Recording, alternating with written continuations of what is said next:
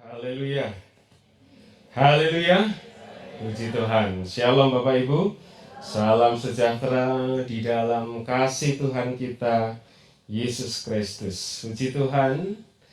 Kembali hari ini kita bersama-sama boleh menikmati persekutuan dengan Tuhan, dan kembali kita akan belajar firman Tuhan. Karena kita tahu dari firman Tuhanlah kita boleh menjalani kehidupan kita ini sesuai dengan apa yang Tuhan mau, sehingga kita boleh menikmati berkat-berkat dan anugerah Tuhan yang semakin luar biasa di dalam kehidupan kita. Tuhan menugaskan kepada kita untuk menjadi anak-anak Tuhan yang melahirkan generasi-generasi yang baik, generasi-generasi yang cinta akan Tuhan, generasi-generasi ilahi yang mana menjadi orang-orang yang tetap teguh dan kuat di dalam Tuhan. Namun seringkali seiring dengan berjalannya waktu, generasi yang ada di bawah kita bisa menjadi generasi yang terhilang, generasi yang tidak tentu arah, generasi yang meninggalkan Tuhan. Tidak banyak ketika anak-anak kemudian meninggalkan Tuhan, tidak lagi ada di dalam Tuhan, sebab mereka melihat model atau contoh atau teladan dari orang tua yang tidak sungguh-sungguh kepada Tuhan. Melihat contoh dari generasi di atasnya yang tidak konsisten berjalan bersama dengan Tuhan. Melihat generasi di atasnya yang tidak serius mengerjakan kehidupan kerohanian. Padahal kehidupan kerohanian itulah yang merupakan kelanjutan kehidupan setelah dalam dunia ini. Maka ada kehidupan yang kekal, hidup yang kekal di dalam Tuhan. Memang ada hidup setelah kematian manusia. Tetapi jika kerohaniannya sudah mati selagi hidup, maka setelah kematian, kerohanian pun akan tetap mati dan harus mengalami penghukuman yang kekal. Tentu kita tidak mau memiliki generasi-generasi di bawah kita yang terhilang, yang kemudian mengalami kematian kekal. Tentu kita mau bersama-sama ada dalam kehidupan yang kekal dengan generasi-generasi kita di bawah kita, anak cucu kita, bersama-sama menikmati kehidupan yang kekal dengan Tuhan, membangun atau membentuk generasi yang kokoh. Hari ini kita akan lihat itu. Kita membaca Hakim-Hakim pasal yang kedua, ayat yang ke-10. Hakim-Hakim pasal yang kedua, ayat yang ke-10 dikatakan demikian. Setelah seluruh angkatan itu dikumpulkan kepada nenek moyangnya, bangkitlah sesudah mereka itu angkatan yang lain yang tidak mengenal Tuhan, ataupun perbuatan yang dilakukannya bagi orang Israel. Puji Tuhan. Silakan duduk Bapak Ibu. Kitab Hakim-Hakim ini adalah kelanjutan sejarah orang Israel setelah kepemimpinan Yosua berakhir. Jadi setelah Musa ditunjuk oleh Tuhan mengeluarkan orang Israel dari tanah Mesir, sampai pada perbatasan sebelum masuk tanah perjanjian, terjadi regenerasi kepemimpinan. Yosua menggantikan Musa, kemudian mereka mulai menjelajah, merebut, menduduki tanah perjanjian. Setelah tanah itu dibagi-bagi sesuai dengan apa yang diamanatkan oleh Tuhan, Yosua melepas mereka.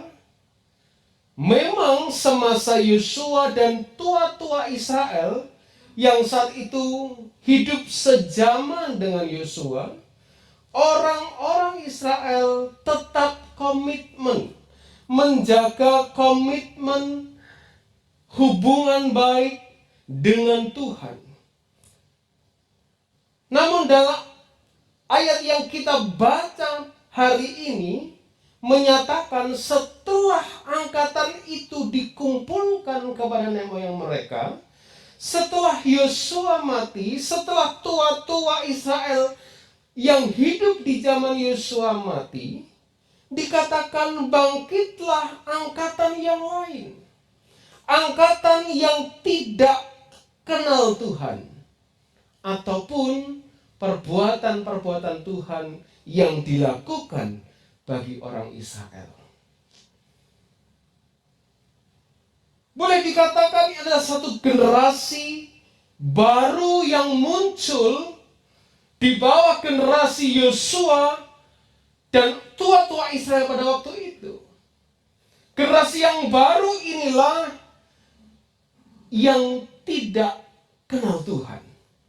Generasi yang baru inilah yang tidak mengerti apa yang Tuhan sudah perbuat untuk orang Israel. Generasi yang terhilang muncul setelah Yosua dan seluruh tua-tua yang hidup sejaman Yosua meninggalkan mereka di tanah perjanjian. Mengapa muncul angkatan yang lain yang tidak kenal Tuhan setelah Yosua dan tua-tua Israel mati?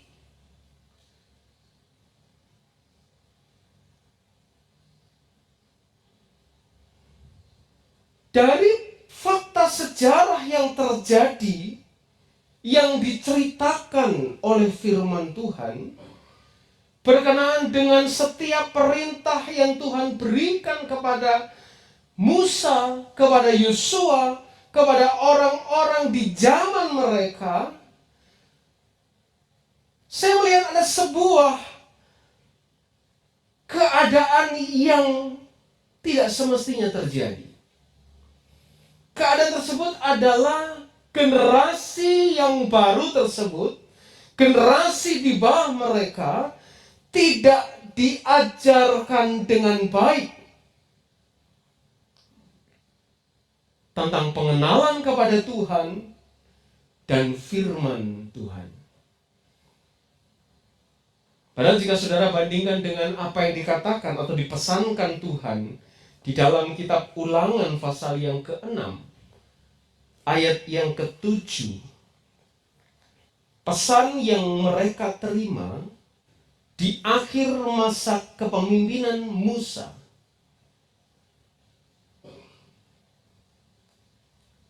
diungkapkan bahwa mereka harus mengajar berulang-ulang kepada anak-anak mereka.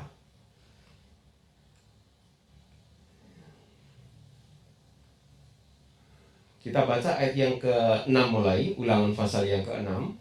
Apa yang kuperintahkan kepadamu pada hari ini harus engkau perhatikan.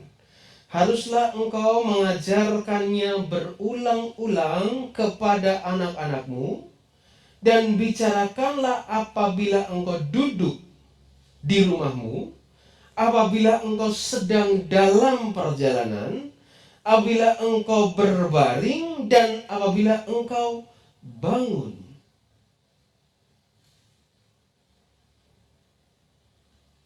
Kepada generasi berikutnya dipesankan supaya terus diajarkan perintah Tuhan, diperkenalkan kepada Tuhan dengan baik, diberitahukan apa yang menjadi firman Tuhan, kehendak Tuhan, keinginan Tuhan. Dan ini diulang lagi di Ulangan pasal 11 ayat yang ke-18 dan 19. Tetapi kamu harus menaruh perkataanku dalam hatimu dan dalam jiwamu. Kamu harus mengikatkannya sebagai tanda pada tanganmu dan haruslah menjadi lambang di dahimu. Kamu harus mengajarkannya kepada anak-anakmu dengan membicarakannya apabila engkau duduk di rumahmu dan apabila engkau sedang dalam perjalanan, apabila engkau berbaring dan apabila engkau bangun. Dengan tidak terajarkan dengan baik pengenalan akan Tuhan dan firman-Nya, maka muncullah generasi yang tidak mengenal Tuhan, generasi yang tidak tahu perbuatan-perbuatan Tuhan kepada angkatan-angkatan sebelum mereka. Jadi mengapa muncul generasi ini? Karena generasi di bawah mereka tidak terajarkan dengan baik. Bagaimana mengenal Tuhan dengan baik? Bagaimana belajar firman Tuhan? Bagaimana melakukan firman Tuhan? Tidak terajar dengan baik. Alasan yang kedua, sebab mereka disibukkan merebut tanah perjanjian.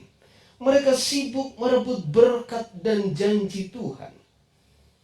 Perhatikan Hakim-Hakim pasal yang pertama.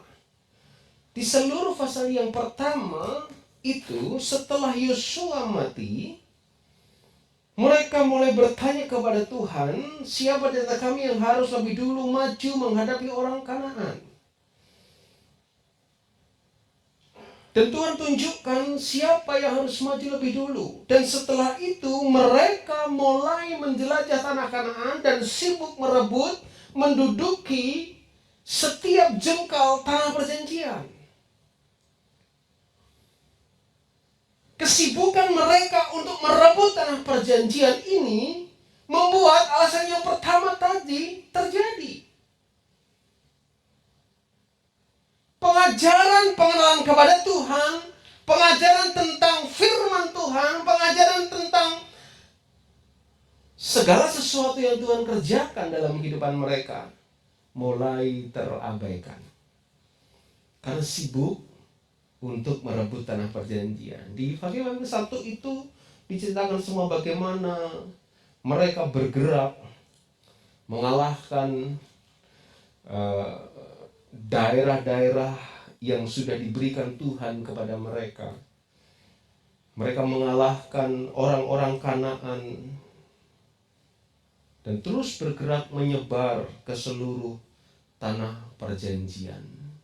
Dan ini yang membuat pada akhirnya generasi berikut setelah Yosua mati, tua-tua mati, orang-orang yang hidup sejaman dengan Yosua mati, timbul generasi baru yang tidak kenal Tuhan, yang tidak kenal perbuatan Tuhan. Yang ketiga, mereka kompromi dengan ilah lain. Selama mereka mengadakan pendudukan atau merebut tanah perjanjian, Tuhan sudah katakan supaya mereka merobohkan, menyingkirkan berhala-berhala tugu-tugu persembahan ilah-ilah Baal, astoret-astoret yang harus disingkirkan dari tanah perjanjian. Tetapi rupanya mereka berkompromi dengan ilah lain. Mereka kemudian ikut bergabung menyembah ilah-ilah lain, sehingga menyebabkan Tuhan marah. Dan itu terus terjadi sepanjang kisah Hakim-Hakim.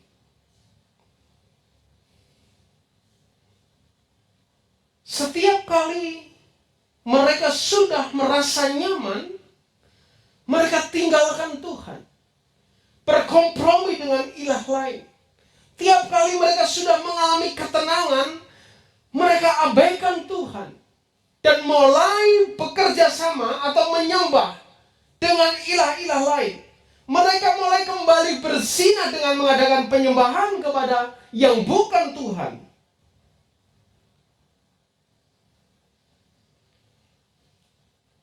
Mereka mengikat perjanjian dengan penduduk negeri itu.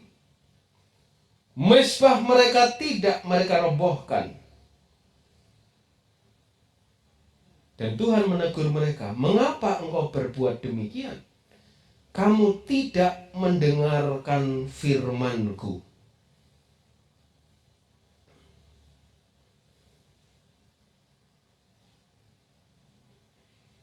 Setelah mereka diingatkan, mereka tersadar. Mereka datang kembali menyembah Tuhan. Namun kembali setelah dalam keadaan yang nyaman, mereka kembali tinggalkan Tuhan.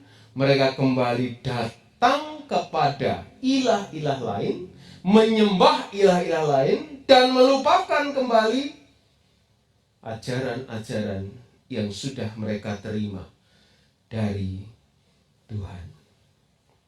Ini yang menyebabkan munculnya generasi yang tidak mengenal Tuhan. Munculnya generasi baru yang tidak mengenal perbuatan Tuhan.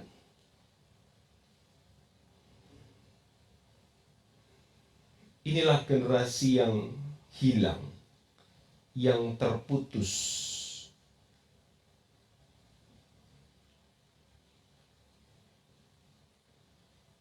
Dari sini kita bisa belajar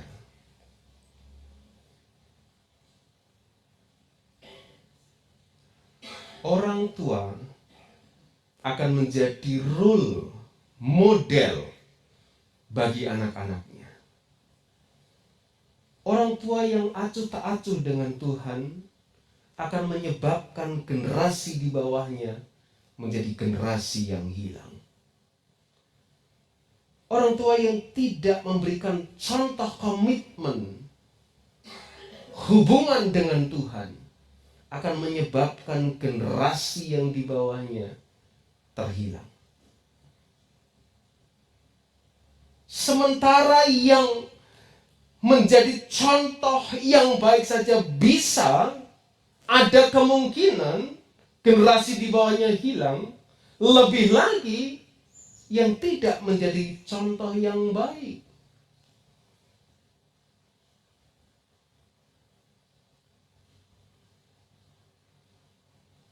Sebelum Yosua dikumpulkan bersama dengan nenek moyang mereka, Yosua sudah berkata, "Aku dan keluargaku akan melayani Tuhan." Dan orang-orang Israel bersama-sama kami juga. Mereka sudah berkomitmen setia kepada Tuhan. Tetapi rupanya muncul juga generasi yang terhilang tersebut. Generasi yang baru, yang tidak kenal Tuhan, yang tidak mengenal perbuatan-perbuatan Tuhan. Mengapa? 3 alasan tadi. Tidak terajar dengan baik, mengenal Tuhan, tidak terajar dengan baik, kenal firman Tuhan.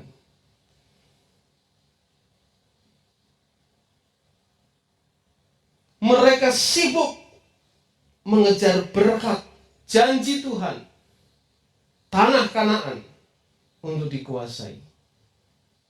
Dan mereka juga kompromi dengan ilah-ilah lain di mana mereka tinggal dan diam di tanah Kanaan tersebut.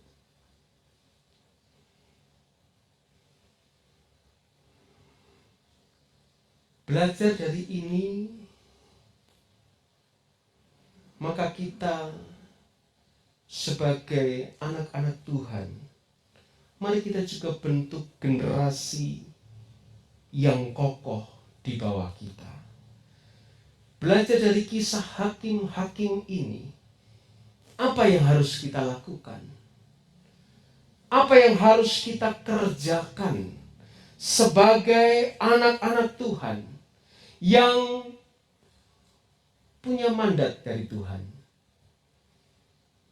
untuk membentuk generasi-generasi ilahi, generasi-generasi yang baik di bawah kita, sehingga tidak muncul generasi lain di bawah kita yang tidak kenal Tuhan, tetapi muncul generasi baru di bawah kita yang komitmen, yang setia, yang sungguh-sungguh, yang serius dengan Tuhan. Belajar dari kisah ini, apa yang harus kita lakukan? Yang pertama, kita harus ajarkan dengan baik bagaimana mengenal Tuhan, bagaimana mengerti firman-Nya kepada setiap anak-anak kita.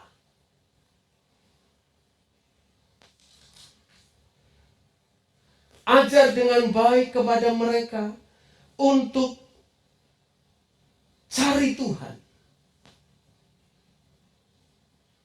bertanya kepada Tuhan, punya hubungan yang intim dengan Tuhan. Untuk setiap langkah kehidupannya, ajarkan kepada mereka, tidak hanya melalui kata-kata, tapi juga bukti nyata. Karena kita sebagai model generasi di bawah kita, bagaimana kita punya komitmen kesetiaan dengan Tuhan. Hakim-hakim 1 itu katakan, setelah Yosua mati, orang Israel bertanya kepada Tuhan, siapa dari kami yang harus maju lebih dulu seterusnya? Mereka bertanya kepada Tuhan. Kalau biasanya mereka bertanya kepada Yosua sebagai orang tua rohani mereka, sebagai bapak bangsa mereka. Karena Yosua sudah mati, mereka punya akses langsung bertanya kepada Tuhan. Mereka tanya Tuhan,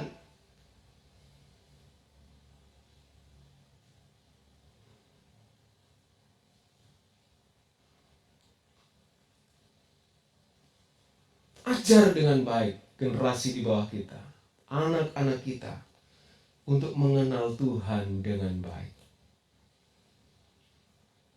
Bertanya kepada Tuhan tentang apa yang harus dikerjakan, apa yang harus dilakukan. Amsal pasal 22 ayat 6 itu katakan, didiklah orang muda menurut jalan yang patut baginya, sampai pada masa tuanya dia tidak akan menyimpang dari jalan itu. Didik, ajari, tunjukkan kepada anak-anak kita, generasi di bawah kita, Tuhan yang kita kenal, Tuhan yang hidup tersebut. Ajar mereka bertanya kepada Tuhan untuk kehidupan mereka.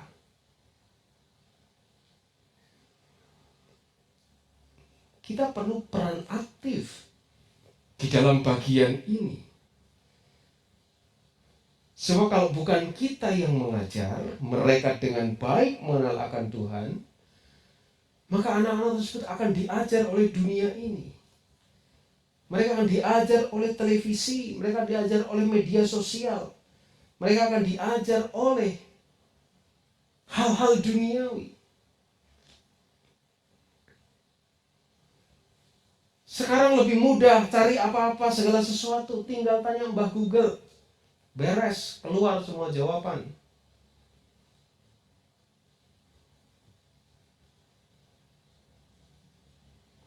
Dan itu menjadi problema baru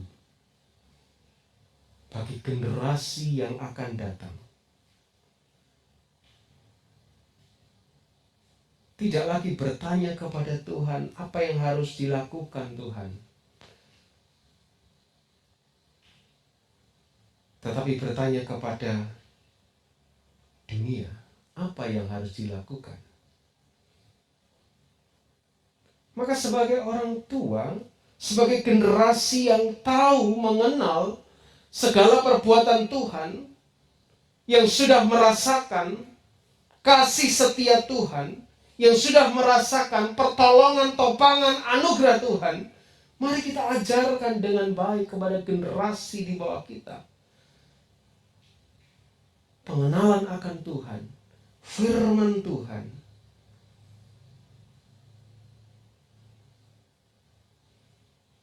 Efesus pasal 6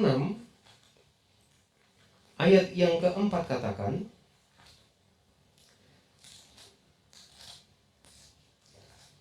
supaya orang tua mendidik mereka. Efesus pasal 6 ayat yang keempat, bagian B katakan, didiklah mereka dalam ajaran dan nasihat Tuhan. Didik generasi di bawah kita dengan ajaran dan nasihat Tuhan. Jangan malah disesatkan dengan pola pikir kita yang mengikuti keinginan kita. Didik dan ajarkan kepada anak-anak generasi di bawah kita firman Tuhan, sehingga kita bisa mewariskan, memberikan legasi kepada generasi di bawah kita, warisan yang baik, warisan rohani yang baik, warisan iman yang baik. Sebab firman Tuhan itu ya dan amin. Kalau dia sudah katakan seperti dalam Amsal 22 itu, untuk mengajarkan anak muda ya, menurut jalan yang patut baginya, sampai masa tua pun dia tidak akan menyimpang dari jalan itu. Yang kedua, belajar dari kisah hakim-hakim ini. Apa yang harus kita lakukan? Ya. Saat kita kejar berkat atau janji Tuhan, jangan lupakan Tuhan. Utamakan Tuhan.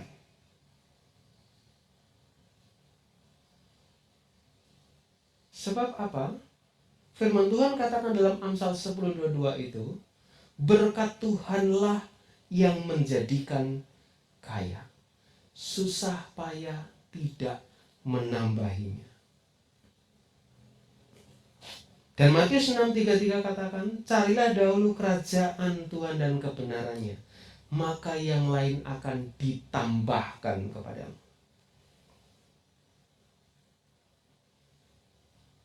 Ini juga model yang ideal. Kita harus berusaha, kita harus bekerja.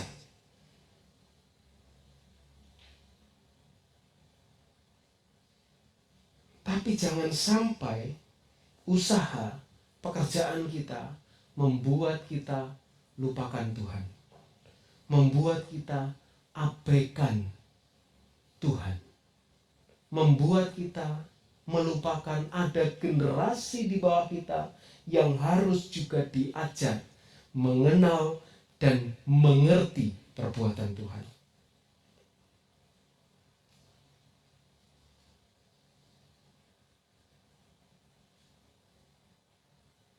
harus kerja. Dan Tuhan katakan orang yang tidak kerja tidak patut untuk makan.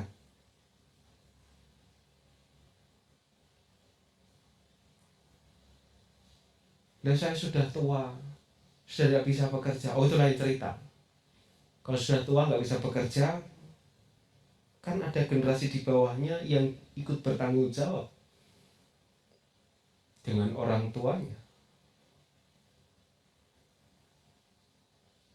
Tapi bagaimana legasi warisan yang diwariskan kepada anak? Ini banyak contoh kejadian. Karena salah warisan, salah mewariskan, dan salah warisannya runyam sampai ke bawahnya.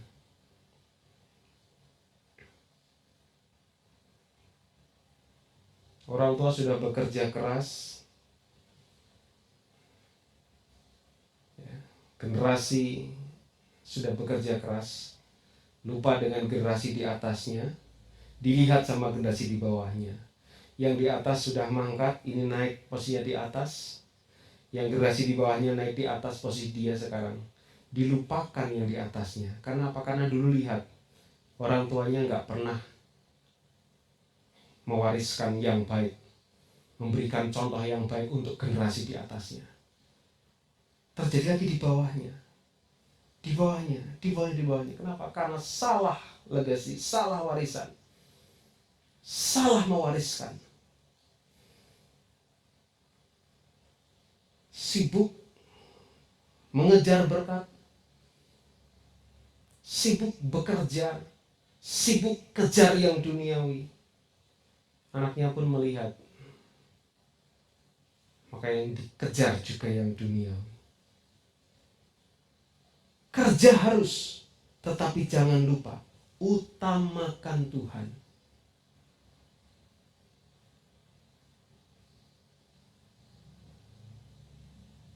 Sebab hidup kita tidak bisa kita biayai dengan hasil dari kita sendiri. Nafas kita, kesehatan kita tidak bisa kita bayar dengan materi duniawi. Kalau Tuhan sudah selesaikan, ya selesai. Kita nggak bisa perpanjang. Kalau Tuhan katakan sudah selesai, ya selesai.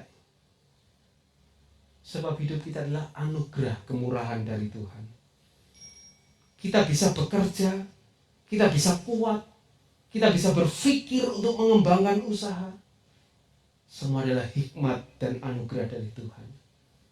Nah, dikatakan dalam Amsal itu, berkat Tuhanlah yang menjadikan kaya.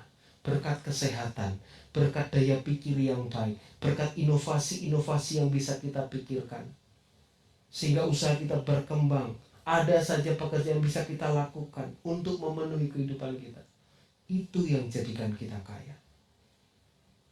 Susah payah gak menambahinya. Bekerja dari mulai pagi sampai malam. Gak ada hentinya. Gak ada istirahatnya. Akhirnya jatuh sakit. Apa yang sudah dikumpulkan masuk semua untuk mengobati penyakitnya. Enggak sembuh lagi, mati lagi. Selesai sudah.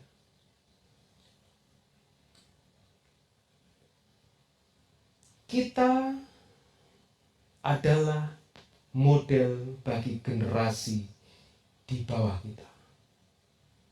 Mari bersama-sama kita bentuk generasi yang kokoh di dalam Tuhan.